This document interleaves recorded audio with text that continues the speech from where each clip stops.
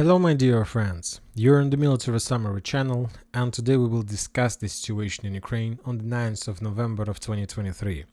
Today we have a lot of very interesting updates on the ground, today we have a lot of very interesting political updates, but probably one of the most important updates, of course, is coming from the United States of America, to be more precise from the Congress, and according to information we have, the United States has no funds left for direct budgetary support to Kiev. Without new appropriations, humanitarian aid may cease completely, US aid agency.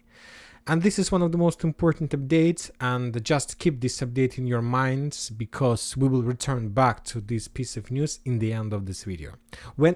Because just in the end of this video you will be able to understand what I'm trying to tell you and what I'm going to tell you. Now let's move to the situation on the ground, and let's start first with Kherson direction. The Russians reported that as a result of clashes in this area, the Ukrainians lost 75 soldiers, 3 armored vehicles and 1 artillery system. The Ukrainians from their side published the videos how they tried to suppress the Russian movements, the Russian armored vehicles, the Russian electronic warfare equipment, the Russian raiders in this area with HIMARS strikes. And as a result of those strikes, of course, the Russians currently are having significant losses. This is very important thing because if you take a look at this map, if you can see this map in front of your screen, you're gonna see that during the previous 24 hours we haven't received almost nothing from the Russian side.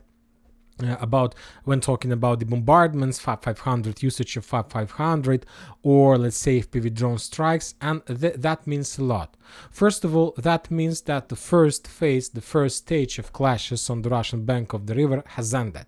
And what is the result? What are the results of these clashes in Krinky and so on? And the results are simple. The Ukrainians managed to dig in deeper. The Ukrainians managed to create a stable foothold. This is the Ukrainian results. The Russians' results are almost the same but opposite. First of all, the Russians managed to stabilize the front line in Kazachye Lahiri, Krinky and Kherson. The Russians managed to concentrate and locate some forces in this area, and they managed to stabilize the front line. From now on, neither the Russians nor the Ukrainians are able to do anything. The Ukrainians can't continue their offensive operation, they can't establish control over entire Krinky. From the Russian side, we see the same thing. The Russians also are not able to counterattack, to force the Ukrainians to step back for many reasons, like control of FPV drones, artillery support from another bank of the river, and many other things. And now either the Russians and the Ukrainians moved into the second phase of the battle. And the second phase of the battle is the battle of middle distances. When talking about middle distances, currently either the Russians and the Ukrainians try to suppress artillery forces, let's say support machines, armored vehicles, raiders, electronic warfare equipment on the middle distance. And today we saw already the videos from the Ukrainian side. Only the complete superiority over the middle distances. When I'm talking about the middle distances about the Ukrainians, this is the positions of the Ukrainian side basically on the Ukrainian bank of the river. This is the middle distances. The short distances is the Russian bank of the river. When talking about the Russian side, the middle distances is the area, let's say somewhere a few kilometers behind the bank of Dnipro river. So this is the middle distance on the Russian side. So who wins the battle of these middle distances will have some superiority, some benefits, and will be able to advantage in offensive or in defense operation. So this probably phase of this part of special military operation of the battle for Dnipro probably will take for a few days or even weeks, and then we're gonna see the winner. But I will go in a little bit few words about possible situation. I think that Ukrainians will lose this battle, and in the end of this video I will tell you why. Now we are moving to Zaporizhzhia direction. We got also a lot of updates. Mainly we got a lot of geolocations from the Russian side of FPV drone strikes against the Ukrainian forces on the western part of Robotyne. If you remember, during the previous week there were attempts from the Ukrainian side to attack, to develop their positions to the west, and important things that we noted that as a result of those clashes the Ukrainians were forced to abandon significant number of armored vehicles. Leopards, Bradleys, Starkets, UPRs and many other types of weapons basically were abandoned on the west from Robotyne because of FPV drone strikes, because of very heavy clashes and so on. And during the previous 24 hours the Russians were doing just a clearing job.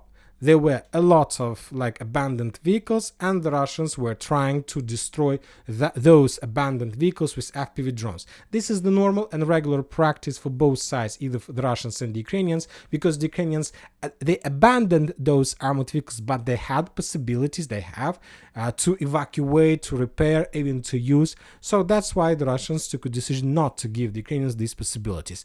This is not something new. When we talk about the Kupiansk direction, we will see the same tactics from the Ukrainian side. Always. And now this at least this phase of the special military operation, for me, seems that now either the Russians and the Ukrainians use armored vehicles, no matter whether it's tank or personal carrier or Bradley or BMP or BTR. When talking about the Russians, everybody use armored vehicles just as the like key, or as the transport vehicle, nothing more. They used to bring infantry as close as possible to the, let's say, combat position, and then everybody abandoned armored vehicles and try to stretch and hide themselves among the trenches. So just like a transport equipment, nothing more. When talking about Zaporizhzhia direction, as a result of clashes in this area, the Ukrainians lost 75 soldiers and 7 armored vehicles. Now we are moving to Vuhledar, South Donetsk direction, and as you can see, we got some updates. And let's say on the probably 6th or 5th day of battle for the east of Vuhledar, we start receiving some video and geolocated videos from the Russian side. On this video, we can see the results, or probably the way how it went, the Russian offensive operation in this area, how the Russian tanks and armored vehicles were leaving Mykolaiv, trying to get as close as possible to the tree lines that located on the northeast of the city, of the village. As a result of those attacks, the Russians managed to land infantry, they managed to capture some tree lines, and basically to start clearing operation. For example, in this scene, we see the Russian armored personal carriers that arrived on the combat position, and we see the infantry that left the APCs, and then probably the Russians started clearing this area. Anyway, no matter the progress, no matter some results, that area was under very heavy fire by both sides. The Russians had losses, obviously, and this is just small episode of clashes in this area, which doesn't give us any possibilities to understand whether the Russians managed to advance, to capture some tree lines, and to get closer to the northern tree line between, let's say, this coal mine. I will add this line on map for better understanding whether the Russians managed to get this line or not. Anyway, but this is something new, at least from the Russian side. The only evidence that we got from the 72nd Mechanized Brigade of Ukrainian forces is that after the Russians launched that attack and managed probably to advance and to capture some territories, the Ukrainians launched like something like a clearing operation using FPV drones, and basically they were bombing and attacking the Russians among the trenches and the forest lines in this area. So the Ukrainians were doing the same as the Russians made and during the battle for Verbovo.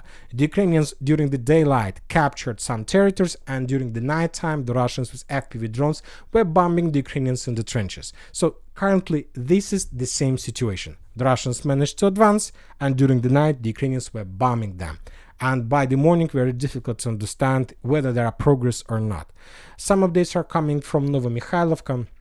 The most important is that the Russians, as a result of clashes on the southern part, in the southern direction, managed to, as we discussed in the previous video, to establish some control over some territories, some trenches, some fortifications, and during the previous 24 hours, the Russians were digging in deeper and trying to improve their position. So they were digging in deeper, trying to prepare themselves before the next wave of attacks, to secure the territory, to clear the territory from mines, to discover the 5 positions of the Ukrainian forces on the southern part of the village. So just a regular military routine, just regular military preparation before the next waves of attack that obviously are going to take place very soon, maybe even by the end of this week. When talking about northern direction, we got just one geolocation, how the Russians were bombing the northwestern part of Novomykhailivka and supply roads that goes from Novomykhailivka to the Zverinets fortification. And from one perspective, this is a regular simple video that we saw in the past a lot from this direction, but I would say that this video is a little different from the videos from in the previous period of clashes for Novomykhailivka. And to understand the difference, we need to increase the number of updates, let's say from the 1st of October. And if we take a look at this map from the 1st of October, we see that there are three areas of main focus. Obviously, Novomykhailivka itself, and mainly the central part. We see a significant number of usage FAB-500, the usage of Fulmur missiles, and the Russians were bombing the village itself. And the reason we understand, to suppress reserves, to destroy ammo depots, to cut supply roads, not to allow the Ukrainians to send some reinforcements. So every single military target that the Russians could achieve by attacking Novomykhailivka, they tried to achieve.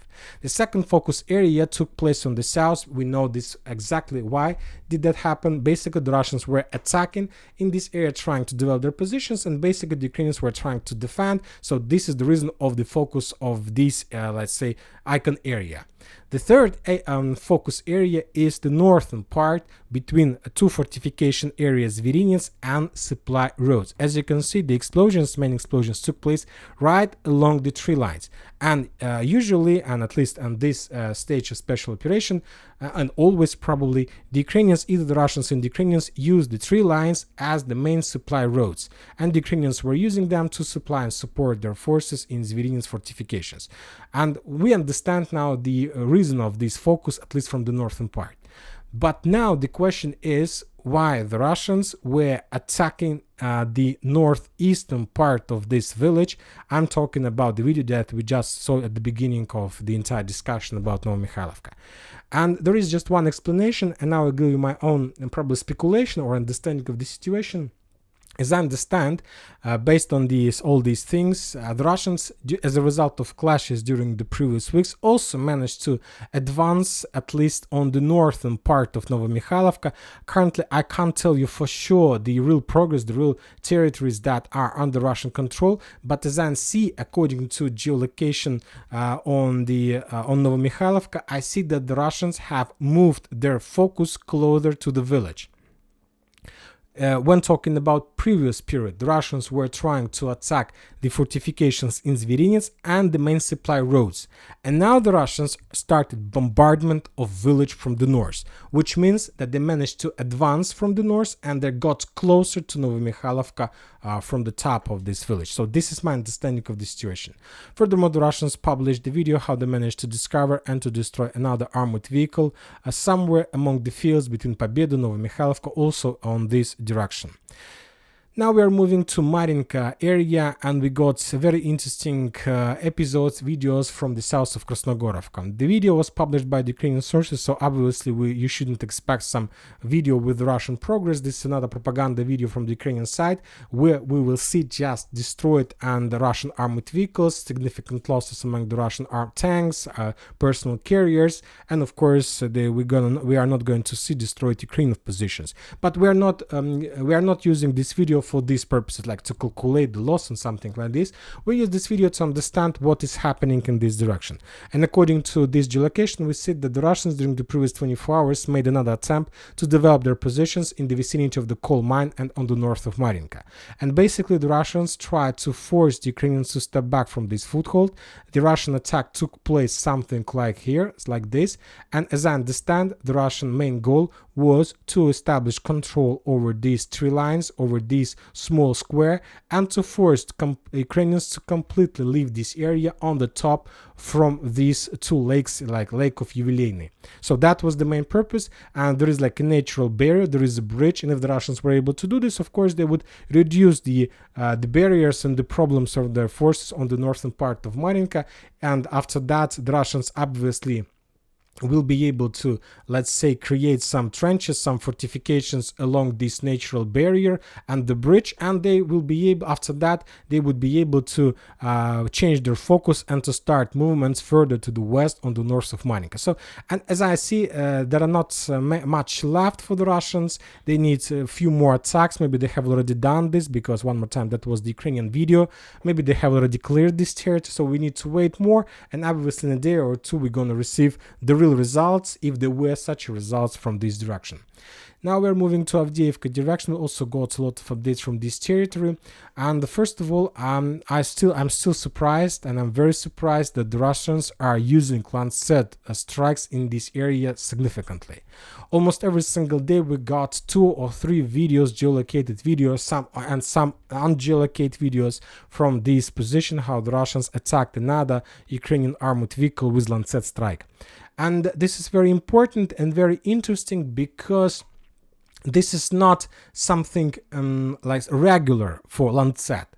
This is not something regular. I'm trying to say that usually the Russians use Lancet for attacking Ukraine positions, rare positions. So as far as possible from the combat line. For example, in Novoalexandrovka, we got the video of the normal usage of Lancet. There is like artillery system or Bradley that was located very far from the combat line in a distance of 20-30 kilometers, and that armored vehicle was destroyed with Lancet. And this is the normal usage of this type of weapon. But when talking about this area, like in front of almost in 2 kilometers from the combat line, I was very surprised.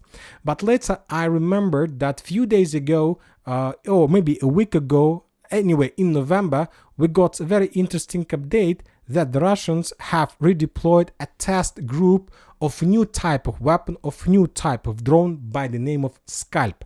Something like this probably. I guess this is it. Yes, new drone Scalpel. Yes, the new drone Scalpel. And as I understand, the video that we just saw in the central part of Avdiivka was the result of usage of this new type of drone for very short distances probably, which maybe is cheaper than Lancet, maybe more powerful, or because they can use them on a short distance. That means that they can use more, like, I don't know, explosive on board, because they don't need, let's say, fuel or something, or charge to fly very far. Anyway, as I understand, the Russians are using this type of weapon massively, and we're gonna see the next days more and more updates and results of strikes with this new type of weapon, Scalpel drone. When talking about the situation on the ground, more and more updates are coming from the northern part. As we discussed, as a result of clashes in this area, the Russians probably managed to establish control over more trenches in this area, and currently the Russians are moving further to the north. And as we discussed, as a result of fierce battles and clashes in this area, the Russians managed to enter these trenches, and currently they're trying to move along the trenches and to clear them meter by meter. And this is like the final target for the Russians, and after that they will have possibility to start crossing the railways, not like full-scale crossing the railways operation, to attack the Ukrainians in Berdichi, Stepova, and even maybe on the north in Novokalinovo and Keramik. So the Russians are about to start to finish the clearing of Krasnogorovka foothold and to start the attacks against the Ukrainians on the Ukrainian side of the railways on the north and on the west. The Russians, according to information we have, cleared and established full control over this residential area along the railways. There are a lot of buildings, some basements. The Russians are using this as the main block post or stronghold on this flank, on the like far post, we can call it even like this, that they're planning to use as the main bridgehead for further offensives. According to the Ministry of Defense, as a result of clashes on this area, the Russians managed to discover, destroy, or wound up to 330 Ukrainian soldiers, 15 armored vehicles, including 2 tanks, and 8 artillery systems. So as you can see, the Ukrainians had significant losses among artillery systems. And how is that? Why is that happening? First of all, is that Ukrainians are redeploying their forces from Avdiivka direction. They have some panic, they have some problems with reserves, with everything probably, and they started that redeployment process. But the Ukrainians haven't counted one important thing. They, as you can see currently, there is a very bad situation in mobilization. We stop seeing and stop receiving any updates about the mobilization process in Ukraine. And now they have also not just the lack in rounds, ammo, munition, they have also a very big lack with manpower. But the Russians, for example, are saying that since the beginning of this year, they managed to sign contracts with 410,000 soldiers. New contracts with new soldiers just for this year. And I'll just remind you that since the beginning, at the beginning of the special military operation, the Russians started this special military operation with 220,000 soldiers, professional Russian army. During the autumn of the previous year, the Russians have mobilized 300,000 soldiers. So it's already 520,000 soldiers.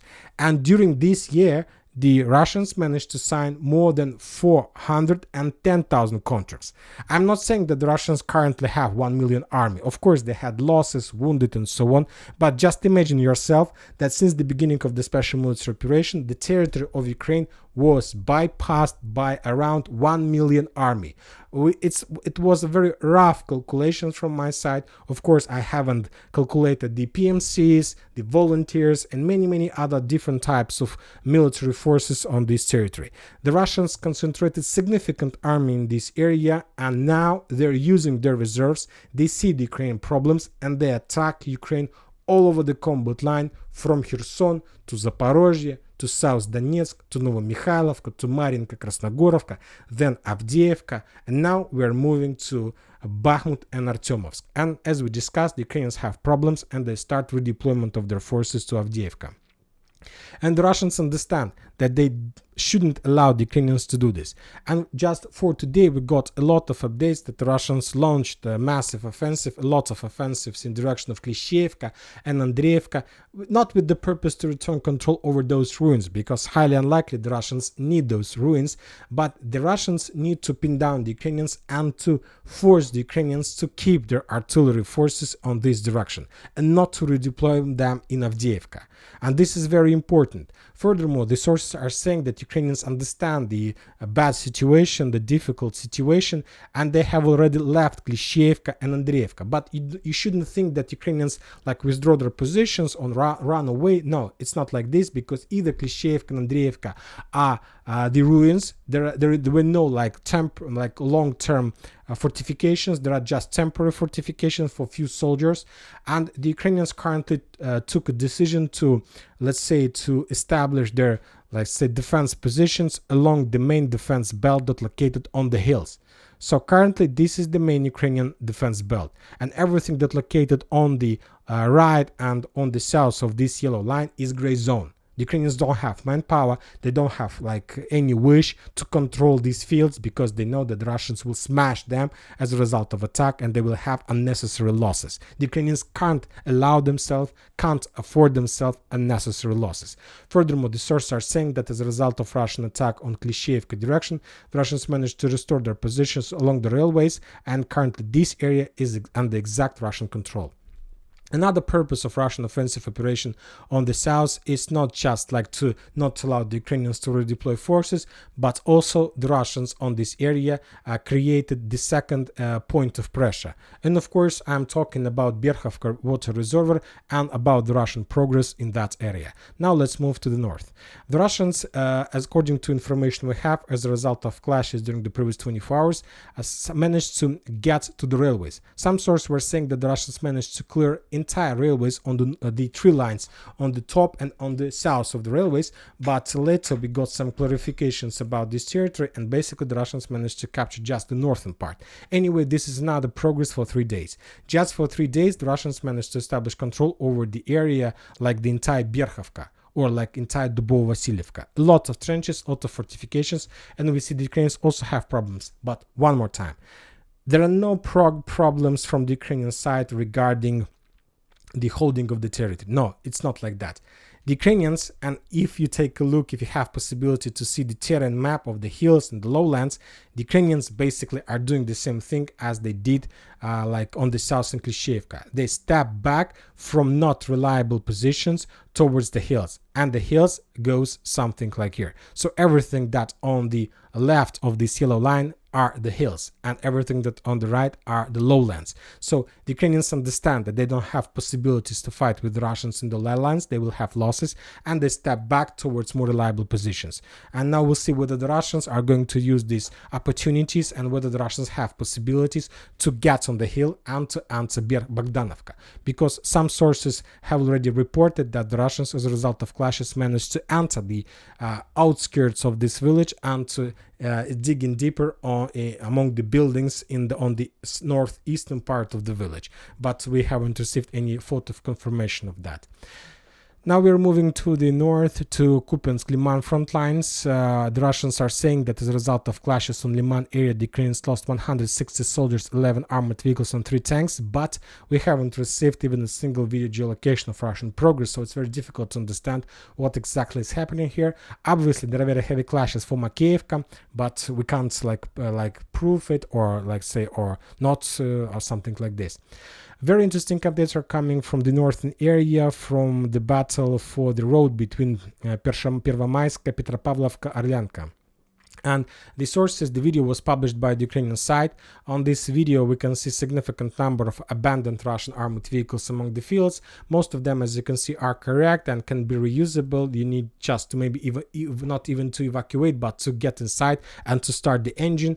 And this is the thing that, this is the repeat of the things that took place from the Ukrainian side in Rabotina. The Ukrainians used significant number of tanks, but as soon as they got trenches, they abandoned every single tank, and then the Russians just destroyed the tanks with FPV drones. And this is the same story. The Russians maybe captured some tree lines, and as I understand, they managed to capture significant square meters or kilometers, but they were forced to abandon armored vehicles because armored vehicles is the target number 1 for Ukraine FPV drone operators.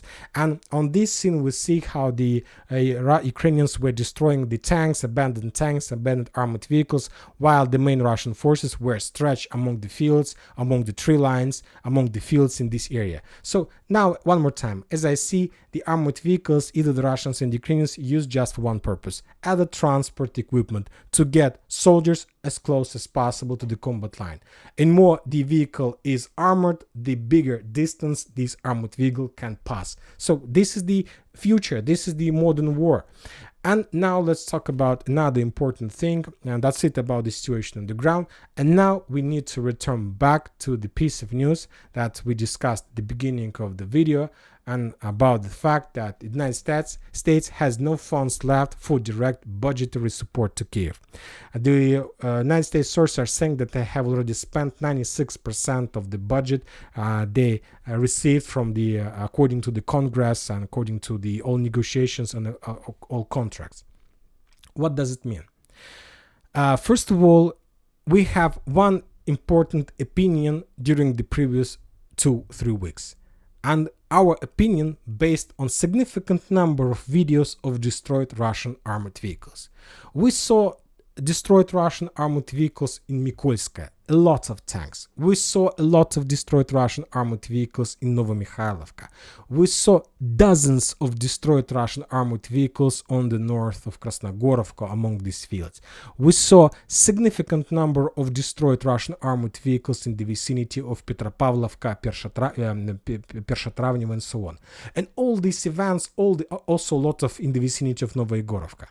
All these things should tell us that the Russians are losing, that Ukrainians are defeating the Russians heavily, even maybe heavier than the Russians defeated the Ukrainians in Rabotina. But it's not correct. It's not true. So you may ask, well, so what is the purpose? Why the Russians are attacking? While they're losing so much? And I'll tell you, the Ukrainians currently know for sure that there are no help from the Western countries. That currently the Congress canceled the military help to Israel and Ukraine in one pocket. The Democrats want to let's say combine two helps in one pocket, but the Republicans but Joe Biden didn't allow this law to pass the Congress. And the thing is that Ukrainians are out of money. And the last military aid the Ukrainians had was 150 million, and mainly the Ukrainians received the missiles for air defense and bullets for just the regular rifles. So the situation is critical for the Ukrainians. And now the picture we see right now is not the Ukrainians' defeat of the Russians. Now we see that the Russians realize that now or never, they need to push, to press, to attack and to attack. Because with this speed, with this tempo of attacks, the Ukrainians are going to have their rounds, munition, rockets, missiles, 155mm rounds, equipment, armored vehicles, maximum for a month, if there are going to be no military aid. In a month, the Ukrainians will stop seeing such videos like destroyed convoys of Russian armored vehicles.